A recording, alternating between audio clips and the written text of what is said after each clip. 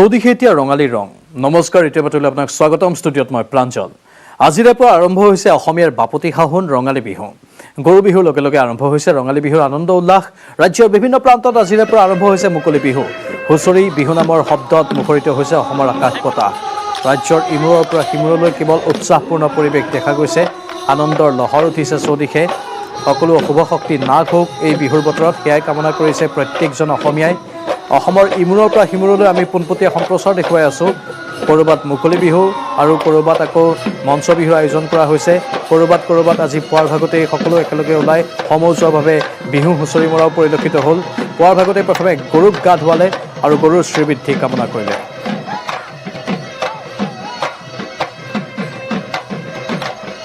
যিহেতু উজনি নামনি বৰাক ব্ৰহ্মপুত্ৰ বিভিন্ন প্ৰান্তৰ পৰা বিহুৰ আনন্দ আমি আপোনালোকক দেখুৱাই আছোঁ। এইবাৰ সময় হৈছে পোনপটীয়া সম্প্ৰচাৰৰ টিয়কৰ পৰা। আমাৰ সতীৰ্থ দিগন্ত আছে লাইভত। দিগন্ত,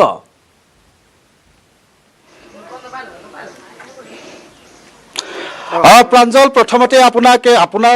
লগতে সমগ্ৰ অসমবাসীক ৰঙালী বিহুৰ শুভেচ্ছা জ্ঞাপন কৰিছোঁ। যিহেতু আজি গৰু বিহু, 7 বিহুৰ অন্যতম হিচাপে বিবেচিত গৰু বিহু। পুৱাৰ ভাগত সকলো ৰাইজে গৰু গা ধুৱাই এতিয়া বিয়লিলৈ ইতিমধ্যে গৃহস্থৰ ঘৰে ঘৰে ডেকা গাভৰুৱে হুঁচৰি জুৰি আশীৰ্বাদ দিয়াৰ যি পৰম্পৰা, সেই পৰম্পৰা আৰম্ভ হৈছে। মই পোনপটীয়াকৈ দেখুৱাইছোঁ টিয়কৰ এই পৰিৱেশ। এয়া হৈছে বৰলুইত হুঁচৰি দল। ইতিমধ্যে তেখেতসকলে গৰু বিহুৰ দিনাৰ পৰাই সকলোৰে ঘৰে ঘৰে গৈ, গৃহস্থৰ ঘৰে ঘৰে গৈ প্ৰাঞ্জল এনেকুৱা ধৰণে তেওঁলোকে হুঁচৰি জুৰে। আৰু এনেধৰণে যি পৰম্পৰা দেখিছে যে পদূলি মুখতে গৃহস্থই তেওঁলোকৰ পৰা আশীৰ্বাদ লয় আৰু হুঁচৰিক চোতাললৈ আমন্ত্ৰণ জনায়। আৰু এটা বিশ্বাস আছে প্ৰাঞ্জল, যিহেতু আপুনি জানে যে হুঁচৰি যেতিয়া চোতালত হুঁচৰিৰ পদধূলা দিলে আচলতে সমগ্ৰ ঘৰখনেই আজিৰ দিনটোতে আচলতে পবিত্ৰ হয় বুলি বিশ্বাস আছে। নাচনীৰ গিৰিপনিত, ঢোলৰ গুমগুমনিত প্ৰকৃতি উৰ্বৰা হোৱাৰ বিশ্বাস আছে। এই যি পৰম্পৰা, এই পৰম্পৰা ৰক্ষা কৰে আচলতে গাঁৱৰ ডেকা গাভৰুৱে। এই পৰিৱেশটো চাওক, ইতিমধ্যে এইখন ঘৰৰ যে বৰলুইত নামৰ যিটো হুঁচৰি দল, সেই হুঁচৰি দলে ইতিমধ্যে আজি এনেধৰণে তেওঁলোকে আৰম্ভ কৰিছে। এয়া এক ব্যতিক্ৰমী দৃশ্য যে গৃহস্থই ঘটিৰে পানী ছটিয়াই আচলতে পবিত্ৰ চিন্তাধাৰাৰে, পবিত্ৰ মনোভাৱেৰে হুঁচৰিক ঘৰলৈ তেওঁলোকে আদৰণি জনাইছে। পদূলি মুখত দেখিছে আজি যিহেতু বিয়লি জাক জ্বলোৱাৰ এক নিয়ম আছে আৰু সেই নিয়ম ৰক্ষা কৰি দেখিছে জাক জ্বলি আছে। আৰু পেঁপা, ঢোল, গগনা, তালৰ শব্দত এতিয়া ৰজন জনাইছে। এনেকুৱা ধৰণে গাঁৱৰ পৰিৱেশ, মই একেবাৰে চহা গাঁৱৰ পৰিৱেশ দেখুৱাইছোঁ। গোটেই পৰিৱেশটো চাওক, খুব সুন্দৰভাৱে ইয়াতে তেখেতসকলে হুঁচৰি যোৱা যিটো পৰিৱেশ, সেই পৰিৱেশটো মই দেখুৱাইছোঁ। এয়া হৈছে, মই বাৰে বাৰে কৈছোঁ, এয়াই প্ৰকৃত আচলতে অসমীয়াৰ চামেকী বিহু। যিহেতু হেঁপাহৰ ৰঙালী বিহু অসমীয়াৰ তেজত আছে। অসমীয়াৰ আচলতে প্ৰত্যেকেই যে প্ৰাণৰ এই বহাগৰ বিহু সকলোৱে উদযাপন কৰে। আৰু মূলতঃ গাঁৱত যি আচলতে ডেকা গাভৰুৱে বহুদিনীয়া প্ৰচেষ্টা, প্ৰায় এমহীয়া প্ৰচেষ্টাৰ অন্তত গৰু বিহুৰ দিনাৰ পৰাই এনেধৰণে হুঁচৰি জুৰে আৰু ঢোলৰ গুমগুমনি উঠে। কেৱল মাত্ৰ দিনৰ ভাগতেই নহয়, দুপৰ নিশা পৰ্যন্ত এনেকুৱা ধৰণেই সকলোৰে ঘৰে ঘৰে গৈ গৃহস্থক আশীৰ্বাদ দিয়ে হুঁচৰি দলে। যিহেতু মই ইয়াতে ইতিমধ্যে আৰম্ভ হৈছে হুঁচৰি, খুব এযোৰা হয়তো সুন্দৰ ৰাইজে উপভোগ কৰিব পৰা এযোৰা হুঁচৰি। তেওঁলোকে যি পৰম্পৰা যে হুঁচৰিৰ যিটো স্বকীয়তা, সেই স্বকীয়তা ৰক্ষা কৰি তেখেতসকলে যিহেতু ইয়াতে বিহু পৰিৱেশন, হুঁচৰি পৰিৱেশন কৰিব। মই পোনে পোনে অকণমান সময়ৰ কাৰণে নিউজ 18ৰ দৰ্শকক মই হুঁচৰিৰ মাজলৈ লৈ যাব বিচাৰিছোঁ।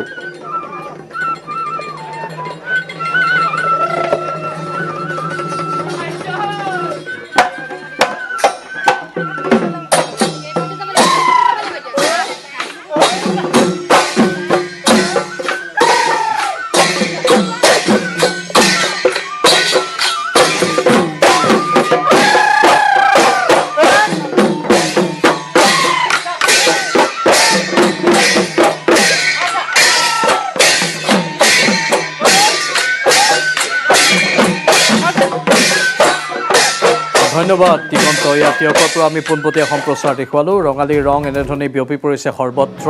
আৰু বিহু হুঁচৰি দল উপস্থিত হৈছে এঘৰ মানুহৰ পদূলিত আৰু তেওঁলোকে বিহুৰ আনন্দত মতলীয়া হোৱা দেখা গৈছে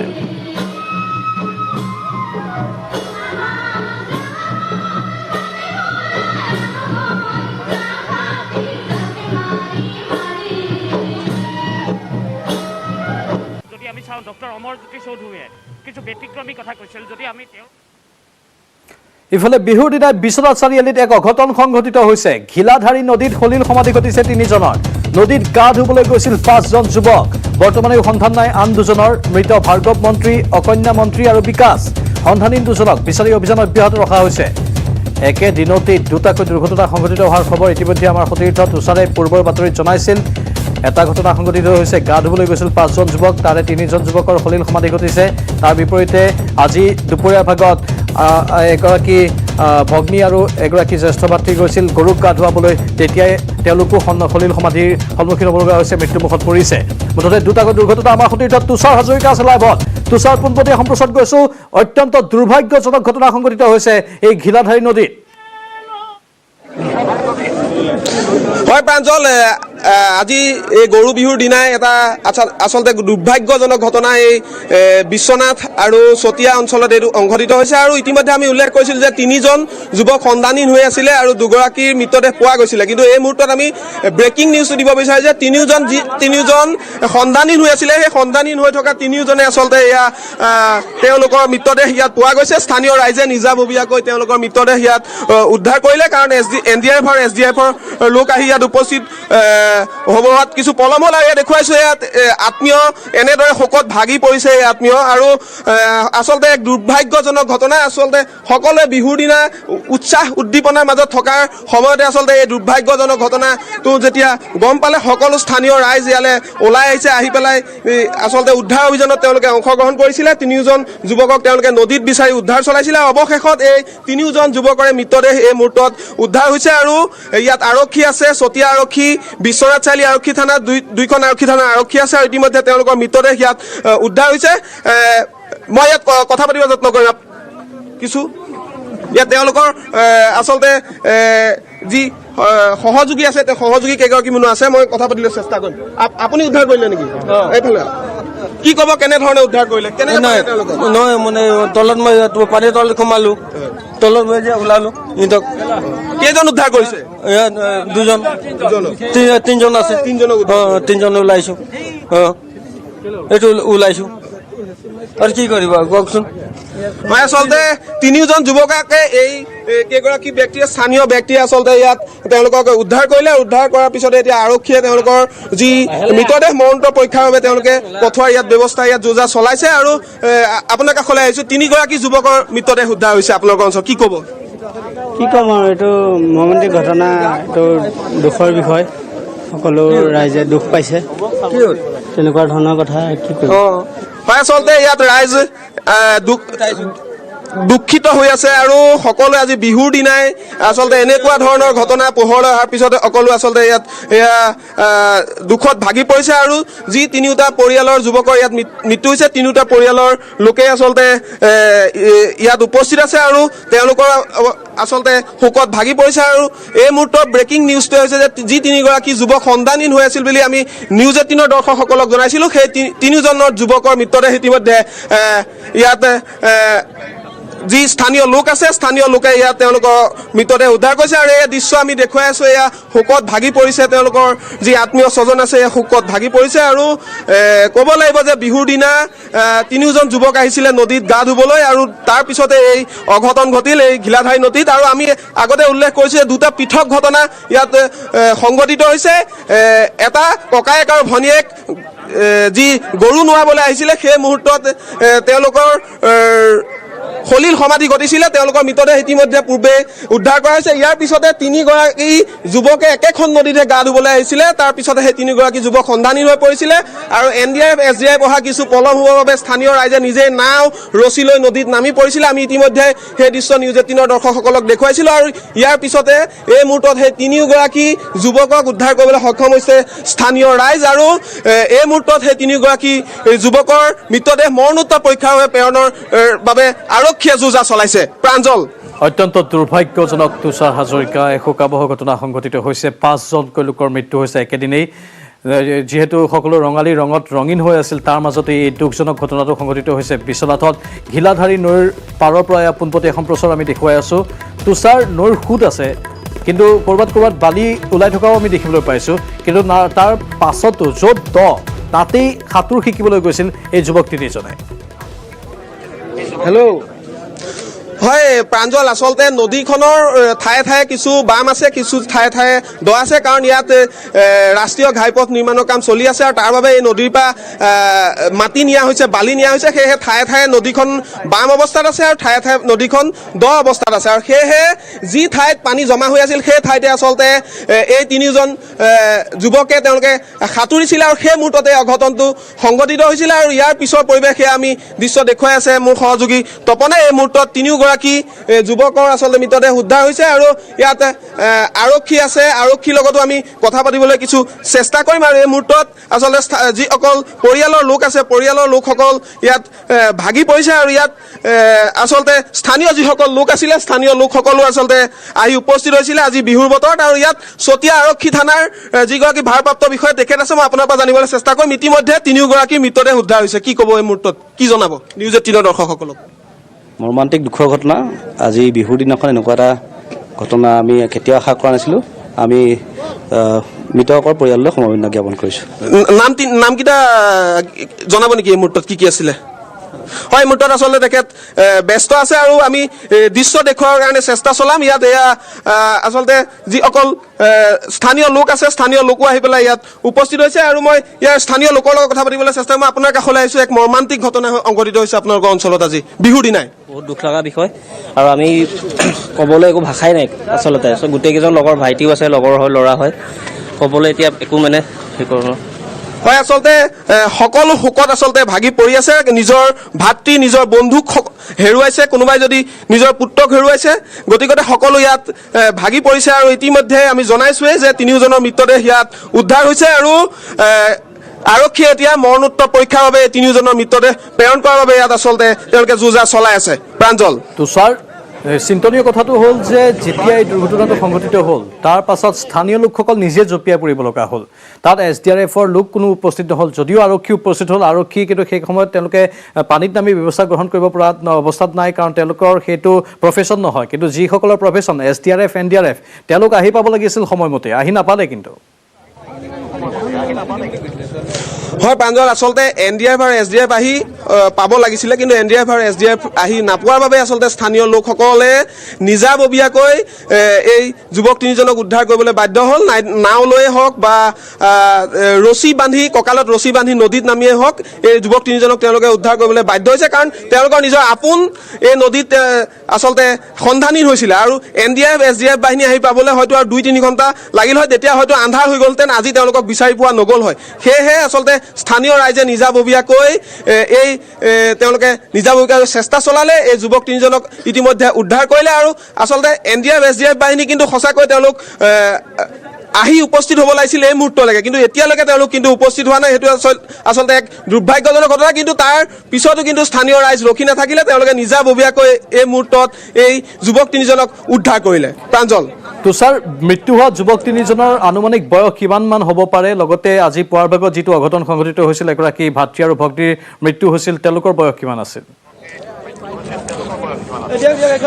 প্ৰাঞ্জল আচলতে যি দুগৰাকী ভাতৃ ভগ্নীৰ মৃত্যু হৈছিলে যুৱকজনৰ বয়স প্ৰায় 25 বছৰ হ'ব আৰু বাকী যিগৰাকী যুৱতী আছে তেওঁৰ বয়স প্ৰায় 22 বছৰ হ'ব আৰু বাকী এই যি তিনিগৰাকী যুৱকৰ মৃত্যু হৈছে এই তিনিগৰাকী যুৱক প্ৰায় 20ৰ পৰা 23 বছৰ বয়সৰ ভিতৰত তেওঁলোকৰ তিনিজনৰে বয়স হ'ব আৰু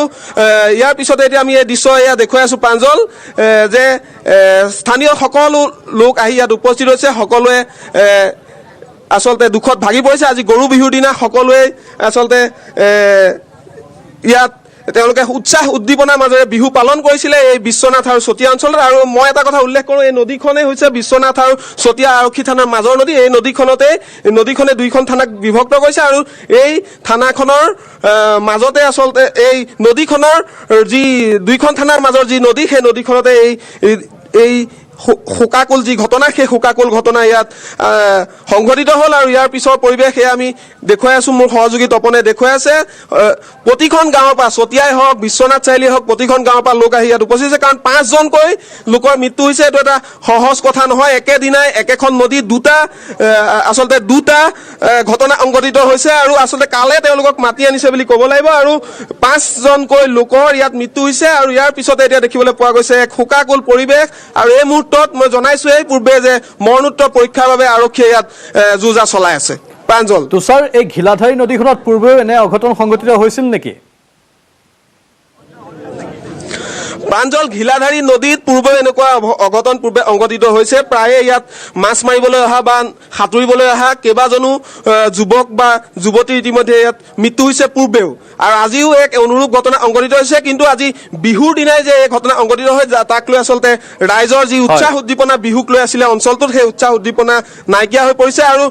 সকলো আচলতে শোকাকুল হৈ পৰিছে পূৰ্বেও ইয়াত এনেকুৱা ধৰণৰ দুৰ্ঘটনা সংঘটিত হৈছে সেই কথা নুই কৰিব নোৱাৰি আৰু এই মুহূৰ্ততো ক'ব লাগিব যে ৰাইজ আহি ইয়াত উপস্থিত হৈছে তেওঁলোকৰ বিহুৰ যি উৎসাহ উদ্দীপনা সকলো আচলতে ম্লান পৰিছে আৰু তাৰ পিছত আহি পেলাই এনেদৰে এই লোকসকলে আহি উপস্থিত হৈছে আৰু ইতিমধ্যে 3গৰাকীৰে আচলতে মৃতদেহ ইয়াত উদ্ধাৰ হৈছে আৰু ইয়াৰ পিছত এতিয়া মৰণোত্তৰ পৰীক্ষাৰ ইয়াত ব্যৱস্থা কৰাইছে দেখিবলৈ পোৱা গৈছে যে তেওঁলোকৰ যি আত্মীয় স্বজন সেই আত্মীয় স্বজন ইয়াত কান্দোলত ভাগি পৰিছে আত্মীয় স্বজন এক দুখজনক দৃশ্য আমি দেখুৱাইছোঁ অত্যন্ত শোকাকুল এক পৰিৱেশে বিৰাজ কৰিছে পৰিয়ালৰ লগতে গাঁওবাসীৰ মাজত যি সময়ত বিহুৰ আনন্দত সকলো মতলীয়া হৈ আছিল উৎসাহপূৰ্ণ পৰিৱেশে বিৰাজ কৰি আছিল সেই সময়তে আজি এই অঘটনটো সংঘটিত হ'ল যি অঘটনটোৰ কোনেও কামনা কৰা নাছিল কিন্তু ঘিলাধাৰী নদীখনত পূৰ্বেও এনেধৰণৰ অনুৰূপ ঘটনা সংঘটিত হৈছিল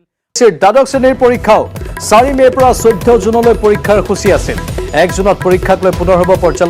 পৰ্যালোচনাৰ পিছত পৰীক্ষাক লৈ হ'ব সিদ্ধান্ত পৰীক্ষাৰ 15 দিন পূৰ্বে দিয়া হ'ব নতুন সূচী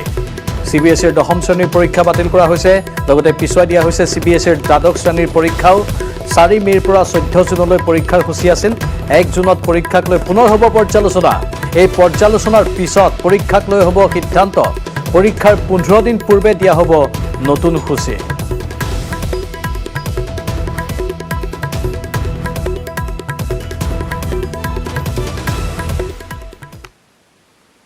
আত্মনিৰ্ভৰ ভাৰতৰ শ্লোগানে উদ্বুদ্ধ কৰিছে ভাৰতীয় অৰ্থনীতিক প্ৰধানমন্ত্ৰীৰ আহ্বানৰ প্ৰতি সঁহাৰি জনাই ITCৰ সহযোগত নেটৱৰ্ক 18 আৰম্ভ কৰিছে আত্মনিৰ্ভৰ ভাৰত নামৰ এক ব্যতিক্ৰমী অনুষ্ঠান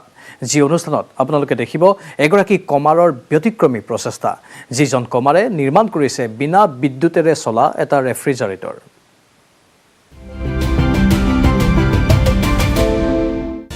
1853 में एक मामूली शुरुआत के साथ भारतीय रेलवे आज देश के सामाजिक आर्थिक विकास के लिए बेहद अहम साबित हुआ है। आज यह दुनिया का सबसे बड़ा और सबसे व्यस्त रेल नेटवर्क बन गया है जो हर साल 6 अरब से अधिक यात्रियों और लगभग 75 करोड़ टन माल का परिवहन करता है। In this journey, the focus has been on technology, focus is on deliverance, focus is on commitment, focus is on excellence. And under the visionary leadership of our Honorable Prime Minister and dynamic Honorable Railway Minister, the railways have set out on a path of improvement. भारतीय railway ने महामारी के दौरान एक महत्वपूर्ण भूमिका निभाई है। We continue to move our important commodities and goods via our freight traffic. Our dedicated staff of about 11 lakh employees work day and night to ensure that the food grains, the medicines, the other commodities reach our people across the states. भारतीय railway का लक्ष्य 2030 तक net zero carbon emissions railway का निर्माण करना है और इसी के साथ ये स्वाभिमान भारत के लिए एक सच्ची प्रेरणा का स्रोत है।